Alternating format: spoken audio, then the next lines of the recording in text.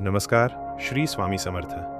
तुमचं मनापासून स्वागत आहे या चॅनलवर श्री स्वामी समर्थ अनुभवांची साक्ष. इथे शब्दांपेक्षा अनुभव बोलतात. शांततेतून उमटलेली जाणीव इथे प्रत्येक कथेत जाणवते. तुमच्या आयुष्यात सध्या सगळं चुकीचं चाललंय का? प्रयत्न करूनही यश मिळत नाहीये आणि मनात एकच प्रश्न येतोय, मी एवढी भक्ती करतो तरी माझ्यासोबतच असं का? तर थांबा. कदाचित हे संकट नाही, ही स्वामी समर्थांची परीक्षा आहे.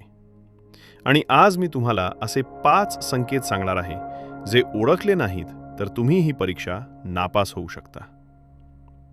आज आपण एक अत्यंत महत्त्वाचा आणि थोडासा भीतीदायक विषय समजून घेणार आहोत. स्वामी समर्थ भक्तांची परीक्षा कशी घेतात? कारण अनेक लोक भक्ती करतात, नाव घेतात, पूजा करतात, पण अचानक त्यांच्या आयुष्यात अडचणी वाढतात, संकट येतात आणि ते लगेच विचार करतात, मी एवढी भक्ती करतो तरी माझ्यासोबतच असं का होतं? आणि इथेच सगळ्यात मोठी चूक होते. कारण अनेक वेळा हे संकट नसतं, ही स्वामींची परीक्षा असते. आणि ही परीक्षा ओळखता आली नाही तर माणूस श्रद्धा सोडतो, पण ओळखली तर आयुष्य बदलतं. एका भक्ताची गोष्ट सांगतो. तो रोज स्वामींचं नाव घ्यायचा, नियमित पूजा करायचा, पण अचानक त्याच्या व्यवसायात तोटा झाला. मित्रांनी साथ सोडली, घरात वाद वाढले आणि त्याला वाटायला लागलं की स्वामी माझ्याकडे लक्ष देत नाहीत. पण खरं काय होतं? ही त्याची परीक्षा चालू होती. कारण स्वामी समर्थ भक्ताला थेट यश देत नाहीत. ते आधी पाहतात की हा माणूस संकटातही माझ्यावर विश्वास ठेवतो का? आणि हा पहिला संकेत असतो. पहिला संकेत, अचानक आयुष्यात अडचणी वाढणे. जर तुम्ही भक्ती करत असाल आणि तरीही अडचणी वाढत असतील तर घाबरू नका. कदाचित ही परीक्षा असू शकते. दुसरा संकेत, जवळचे लोक दूर जाणे. अनेक वेळा असं होतं की ज्या लोकांवर तुम्ही विश्वास ठेवता तेच अचानक बदलतात. मित्र साथ सोडतात, नातेवाईक समजून घेत नाहीत आणि तुम्हाला एकटेपणा जाणवतो.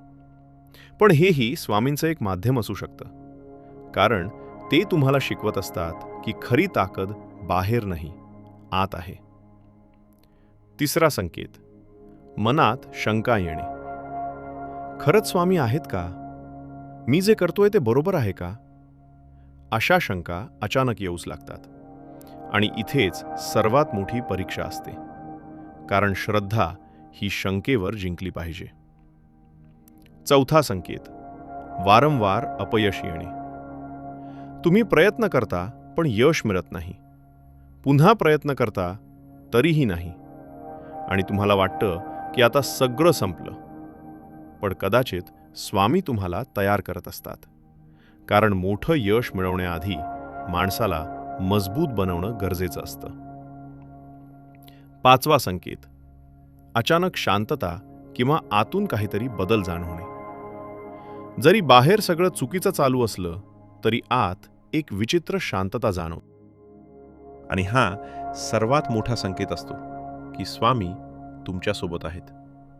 कारण जेव्हा देव तुमच्यासोबत असतो तेव्हा परिस्थिती वाईट असली तरी मन स्थिर राहतं. पण इथे एक गोष्ट लक्षात ठेवा, प्रत्येक अडचण ही परीक्षा नसते. काही वेळा आपल्या चुका, आपल्या निर्णयांमुळेही समस्या येतात. म्हणून स्वतःचा विचार करणंही तितकंच महत्त्वाचं आहे. पण जर तुम्हाला हे सगळे संकेत एकत्र दिसत असतील तर थांबा, घाबरू नका. कदाचित तुम्ही एका मोठ्या बदलाच्या आधी उभे आहात. स्वामी समर्थ भक्तांची परीक्षा घेतात पण त्यांना सोडत नाहीत. ते फक्त पाहतात की तुम्ही किती काळ टिकता. आणि जे टिकतात, जे हार मानत नाहीत, त्यांना ते अशा ठिकाणी पोहोचवतात जिथे त्यांनी कधी कल्पनाही केली नसेल.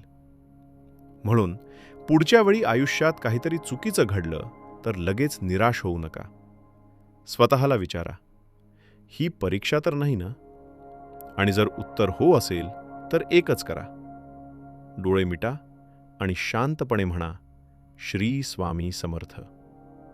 कारण शेवटी परीक्षा संपते, पण जो पास होतो त्याचं आयुष्य कायमचं बदलतं.